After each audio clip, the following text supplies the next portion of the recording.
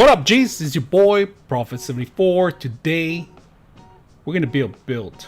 So, not just any ordinary build, it's a 9.9. So, if you guys are here, we're going to try from scratch. I'm not going to do any shortcuts or anything like that. We're just going to wing it. If you guys are not familiar with the tower, it's a mid-sized tower. It's an NZXT tower, mid-tower, with LED lights. So we're going to start with the motherboard first. We're going to prepare it and see if we could get the CPU, GPU.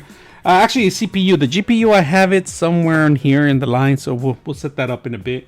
It has thermal paste on both ends. We're going to do 3 M.2s, 1 terabyte a piece.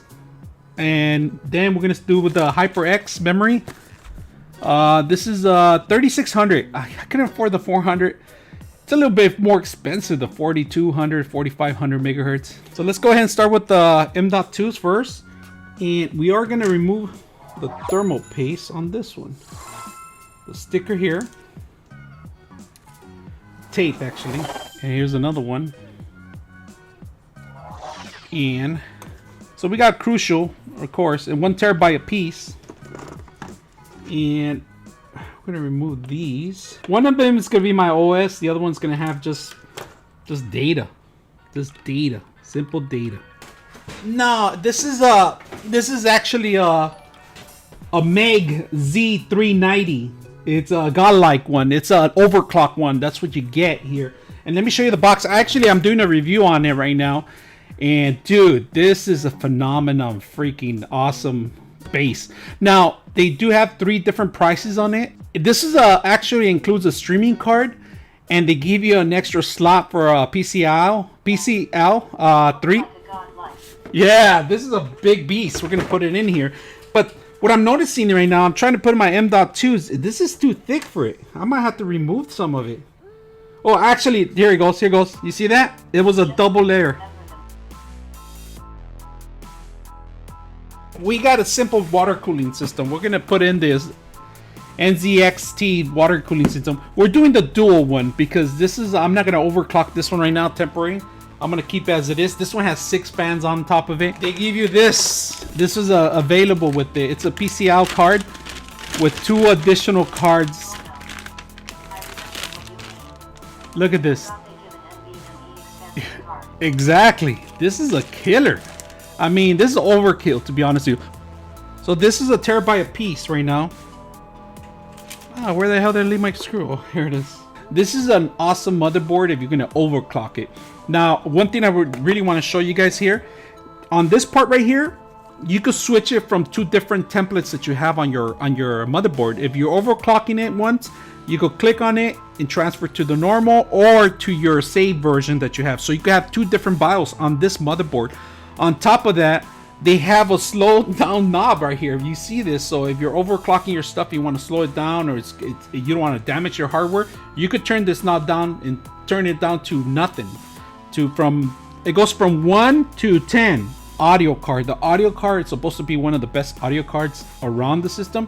It has a 6.35 millimeter jack in here, which is, if you guys know about the inputs, it's pretty much the same as the guitar input, as a regular mic input.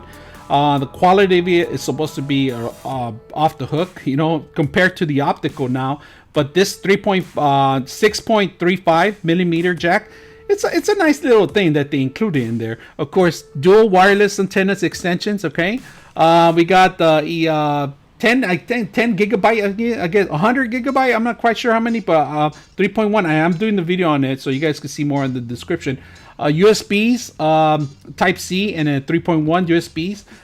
Reset of BIOS or audio connections. I mean, dual Ethernet cords connection. So you could do whatever you want. Well, I've used dual before when 2 different networks. Like if I have an FTP on one end and I have a backup system. So if you're familiar with programming, if you ever done any through the Amazon servers, you could program one of the IP address to be your backup main circuit to transfer your information, and the other one could be pretty much your regular internet, so you could control the domains on it. And remember, there's a little arrow here. You got to find the arrow, and the arrow's right here, right? That's a very important thing that you got to do. Let's zoom in a little bit more. The arrow, you see that little arrow here? That's very important, right? the arrows right here, it pops up automatically as soon as this one goes in. You don't remove it yet until it makes contact, right? We're not gonna put the, so right now we're just gonna drop it. It's in there, it's contact, it's fully, arrows here on this side, and this thing's supposed to pop out as soon as you close it, right? So let's go ahead and open it, close it, and we're gonna close this one, and it should pop out. There it is. It popped out automatically. It pushes out. So we have the CPU on it already, and this thing's supposed to pop out automatically. You can save this if you want for future, and then we'll put thermal paste when we're ready to set up. All right. Bring the tower. So let's go ahead and move this sucker a little bit out here. Make sure it doesn't fall. Now, if you guys know about the motherboard I just talked about, it has an I/O shield automatically. You don't have to install it or anything like that. Just plug and play. So let's bring it in. I like the tower, but the work to put that motherboard in here is a little difficult than expected, man. At ease, shield goes on. Make sure this thing is nice and snuggy.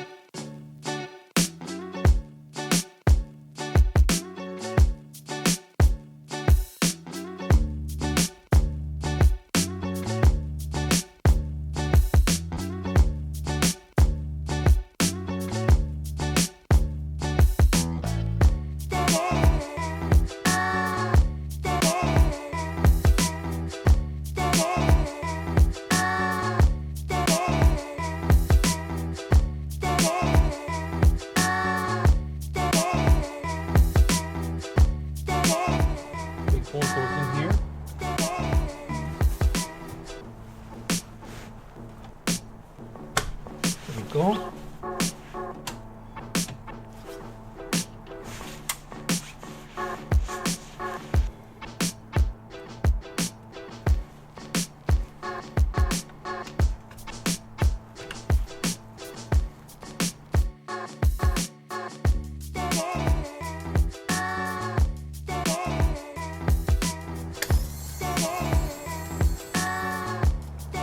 That's one.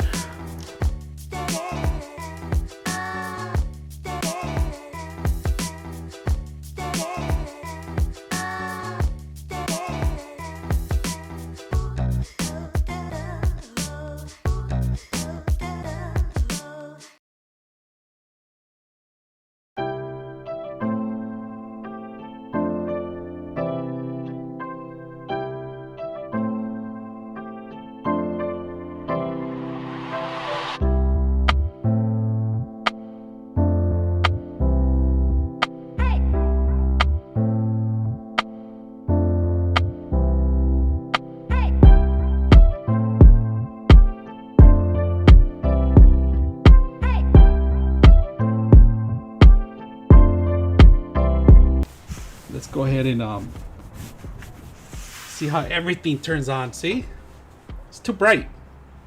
It's like Christmas night. But you know what? Let's open it up. I'm sorry, I should have opened it up. Get the glare out of there. So you got an infinity light. I don't know if you guys understand about infinity light. It's just a illusion. What it is LED lights on one end and a mirror. So it kind of looks like an infinity light and never ends. If you see them from my angle, if I even twist it one way, let me see if I can twist it a little bit. See it? There it is. It's an infinity light. That's what they call it. You know, they have those in limos and other stuff, and you know, fancier places. RGB light, LED lights, whatever you want to call them. You guys can see that's pretty good. It's pretty neat inside. Look at that Radeon comes on. All the lighting, everything looks good. This one I had to put it sideways because of this of of this thing here. So the build had to LP. Right now it says CPU or memory char change. Please enter the configuration. It's picking up all the configuration. It's picking up USB 2. We're gonna put in Windows. You guys can see all that stuff. I'm gonna zoom in a little bit more. So far, this bar, I mean, I don't know how the motherboard's too big for the bar, so you see that? It's jamming. There's the fans. Fans on the top. So look at that RGB lighting in there. It's pretty good. It looks like an infinity pool. And glass mirror. Look at the animation. Degrees. I forgot to put the thermal. I'm gonna put thermometer right now. RGB lighting looks good. Hidden cable. Pretty much cable management, everything. So let's go ahead and install Windows and then we'll come back. It's loading up for the first time with the actual logo instead of the Windows logo, which is funny. Another thing I forgot to mention this.